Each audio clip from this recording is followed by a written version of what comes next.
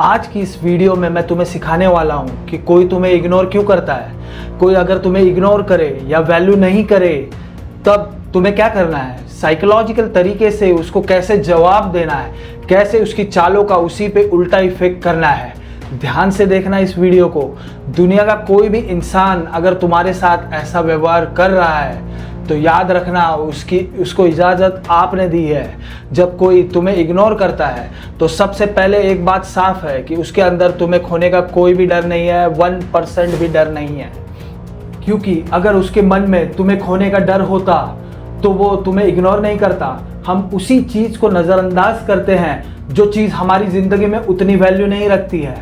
ये बात याद रखना कि इग्नोर करना एक पावर प्ले हो सकता है। अगर कोई तुम्हें इग्नोर कर रहा है तो वो देखना चाहता है कि उसके इग्नोर करने से तुम कितना टूटते हो, तुम्हें कितना फ़र्क पड़ता है। क्योंकि लोगों को मज़ा आता है जब वो तुम्हें इग्नोर करते हैं और तुम उसके पीछे पीछे भागते हो। आखिर किसी दूसरे इंसान का बिहेवियर आपके इमोशंस पर इतना पावर कैसे हासिल कर लेता है? क्या आपको सच में उस इंसान की ज़रूरत है, या आपका ब्रेन और सबकॉन्शियस माइंड आपको एक साइकोलॉजिकल ट्रैप में फंसा रहा है? आज इसे समझो, क्योंकि हो सकता है कि जिस इंसान को आप बार बार समझने की कोशिश कर रहे हो, असली समस्या वो इंसान नहीं हो, आपका अपना माइंड हो। वो आपको वैल्यू करे या इग्नोर करे, वो आपको इम्पोर्टेंस दे या आपको बिल्कुल अटेंशन ना दे, आप उसकी हर एक्शन को अपनी इमोशनल स्टेट का रिमोट कंट्रोल क्यों दे रहे हो? अब ध्यान से सुनो। जब कोई आपको इग्नोर करता है तो इसका मतलब ये हो सकता है कि उसके प्रायोरिटीज़ में आपकी जगह उतनी नहीं है जितना आप चाहते हो। और ये सुनना बहुत ही अनकंफर्टेबल है, लेकिन उससे भी ज़्यादा डेंजरस क्या है, उसके इग्नोर करने के बाद उसके पीछे पीछे भागना। क्योंकि उस मोमेंट में आप सिर्फ उसके अटेंशन नहीं मांग रहे होते हो, आप अपनी वैल्यू उसके ओपिनियन से तय कर रहे होते हो। अगर आपके साथ भी ऐसा हो रहा है तो नीचे कमेंट कीजिए इग्नोर। और एक बात याद रखना, कभी कभी इग्नोरिंग एक पावर प्ले भी हो सकता है। सामने वाला देखना चाहता है मेरे बिहेवियर से इसे कितना फ़र्क पड़ता है, क्या ये मेरे पीछे आएगा, क्या ये बार बार मैसेज करेगा, क्या ये मुझे मनाएगा। और अगर आप हर बार उसके पीछे जाते हो तो अनजाने में आप उसे बता रहे हो तुम्हारा अटेंशन मेरे लिए बहुत इम्पॉर्टेंट है। यही जगह है जहां आपको रुकना है। बहुत ज़्यादा अवेलेबल रहना बंद करो। हर कॉल पर तुरंत दौड़ना ज़रूरी नहीं है, हर मैसेज का तुरंत जवाब देना भी ज़रूरी नहीं है। किसी की ज़िंदगी में 24 घंटे मौजूद रहना ज़रूरी नहीं है। लेकिन ध्यान रखना, यह एटीट्यूड किसी को पनिश करने के लिए नहीं है। यह इसलिए है कि आपकी अपनी लाइफ या ज़िंदगी भी बहुत इम्पॉर्टेंट है।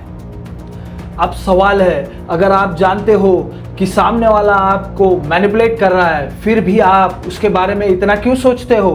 क्योंकि आपका ब्रेन शायद अनसर्टेनिटी को पसंद करता है। सबकॉन्शियसली आपको एक निश्चित लाइफ पसंद नहीं आती।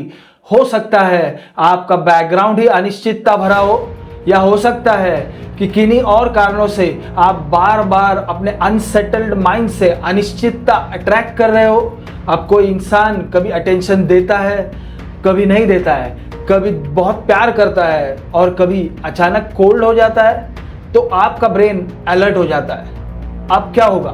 फिर आप उसका स्टेटस देखते हो, स्टोरीज देखते हो, पुराने चैट्स पढ़ते हो, बार बार फ़ोन चेक करते हो और खुद से पूछते हो क्या मैंने कुछ गलत किया?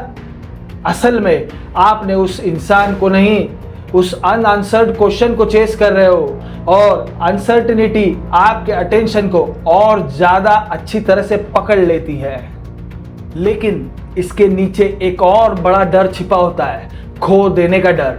कहीं वो मुझे छोड़ ना दे, कहीं मैं उसके लिए इम्पोर्टेंट ना रहूं, कहीं कोई दूसरा मुझसे ज़्यादा वैल्यूएबल ना हो जाए। और सबसे खतरनाक सवाल है, क्या मुझ में कोई कमी है? यही सबकॉन्शियस माइंड का खेल शुरू होता है। जब वो आपको अटेंशन देता है या देती है तो आपका ब्रेन कहता है मैं इम्पॉर्टेंट हूँ, और जब वो आपको इग्नोर करता है तो आपका माइंड कहता है शायद मैं इम्पॉर्टेंट नहीं हूँ। और धीरे धीरे आप उसके अटेंशन को अपनी सेल्फ वर्थ से जोड़ने लग जाते हो। यही वो ट्रैप है जिससे आपको बाहर निकलना है। तो अब करना क्या है? अगर कोई आपको इग्नोर करे तो करने दो। अगर आपका पूरा बिहेवियर अभी भी उसके बिहेवियर के हिसाब से बदल रहा है तो कंट्रोल अभी भी उसके पास है। वो मैसेज करेगा आप खुश, वो इग्नोर करेगा आप फिर दुखी। जब भी अटेंशन देगा आपका मूड अच्छा हो जाएगा, वो दूर जाएगा आप बेचैन हो जाओगे। तो रिमोट कंट्रोल किसके हाथ में है? अभी भी उसके। इसलिए असली सॉल्यूशन क्या है? उसे इग्नोर करना नहीं, अपने अटेंशन को वापस लेना। अगर उसने अपनी ज़िंदगी में आपकी जगह कम कर दी है तो आप भी अपनी ज़िंदगी में उतनी ही जगह दीजिए जितनी वो वास्तव में डिज़र्व करता है या करती है। और यहाँ सेल्फ रिस्पेक्ट और ईगो का फ़र्क समझना ज़रूरी है। सेल्फ रिस्पेक्ट का मतलब ये नहीं है कि उसने मुझे इग्नोर किया अब मैं भी उसे इग्नोर करूँगा, यह ईगो हो सकता है। सेल्फ रिस्पेक्ट का मतलब है तुम्हारा बिहेवियर तुम्हारी चॉइस है, लेकिन मेरी इमोशनल स्टेट मेरी रिस्पॉन्सिबिलिटी है। अगर आपने अपनी तरफ से कम्युनिकेशन कर दिया है, अपनी गलती सुधार ली है और फिर भी सामने वाला लगातार आपको इग्नोर कर रहा है तो उसके पीछे मत भागो। अपनी ज़िंदगी पर वापस लौटो, अपने काम पर, अपने शरीर पर, अपने रिलेशनशिप पर और अपने पर्पस पर। क्योंकि जिस दिन किसी दूसरे इंसान की अटेंशन आपकी हैप्पीनेस का सबसे बड़ा सोर्स बन जाते हैं उसी दिन आपने अपनी पावर उसे दे दी है। इस साइकोलॉजिकल गेम में हर सिचुएशन में एक चीज़ आपके कंट्रोल में रहती है, आप अपनी अटेंशन कहाँ लगाते हैं। इसलिए अगली बार जब कोई आपको इग्नोर करे उसके पीछे भागने से पहले खुद से एक सवाल पूछना, मुझे उसकी अटेंशन चाहिए या मुझे अपनी फ्रीडम वापस चाहिए। क्योंकि फ्रीडम का मतलब ये नहीं है कि दुनिया में कोई आपको हर्ट नहीं करेगा। फ्रीडम का मतलब है दूसरे लोगों का बिहेवियर आपकी इनर स्टेट का रिमोट कंट्रोल नहीं रहेगा।